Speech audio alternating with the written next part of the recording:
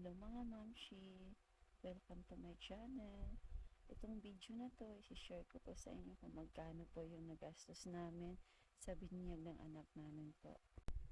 Unang-una po ay nag-inquire po kami. Actually, very on the spot po talaga yung pag-inquire namin sa simbahan. At kayo mga mamshi, pag first time parents po kayo, mas maigi po ahead po kayo mag-inquire po or mga 2 weeks or 1 month, ganun. Kasi po kami on the spot po kasi may schedule na ng flight yung asawa ko kasi aalis po siya, nagtatrabaho agad. Kaya yun po on the spot po kami talaga na nag-inquire po sa simbahan. At yun pala ay may seminar kaya kayo mga mamshi, mas maigi po early po kayo mag-inquire po. At buti na lang po may schedule kinaumagahan kaya nakapasok po kami sa first batch po. Yun po, 700 po yung nagastos namin dito sa simbahan kasi tag 50 po yung per head yung ninong at ninang. 10 po yung ninong at ninang ng anak namin kaya ganun po. Yung 200 po ay para sa registration at sa kasama na dyan yung inclusion niya po is mga candle po para sa ninong at ninang at saka para po sa father po, sa asawa ko po. Yun po, at sa photography naman po, libre po kami kasi po yung pamangkin ko po, yung pamangkin ng asawa ko, siya po yung nag-shoot. Tsaka yung iba din po ay kanya-kanya na lang po ng picture. Kaya thank you din Ate Cho, nakalibre kami sa photography. Yun po talaga, more on DIY po kami. At sa outfit naman naming tatlo, yun po ay sa Shopee ko in order.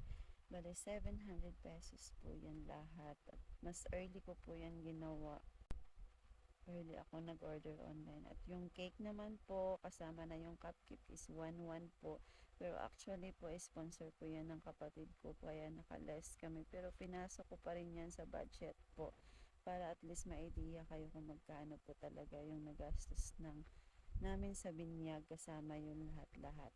At itong food naman po, dahil po cook po yung papa niya, ay hindi na po kami kumuha ng magluluto.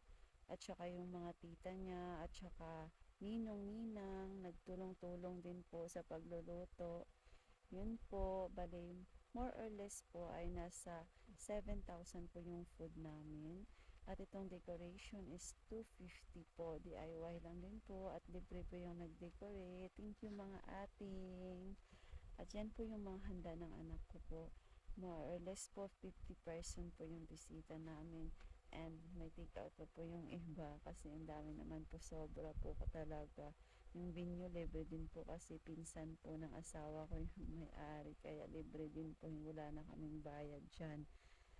Kaya more or less po yung nagastos namin kabuuhan.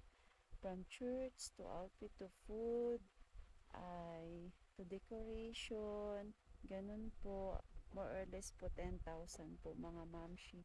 Kaya mas maigi po talaga mag-DIY at saka mas maigi din po early po ang preparation nyo, yung budgeting nyo para po ma-adjust nyo po kung sakali pong yung afford nyo po ganito, ganyan lang po. Mas mababudget nyo po mga mamshi.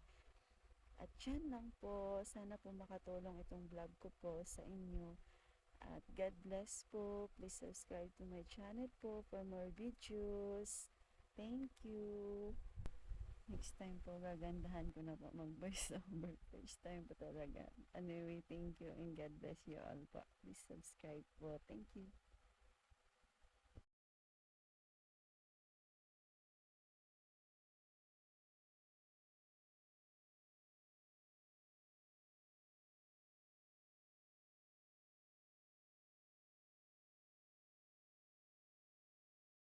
God bless you all po.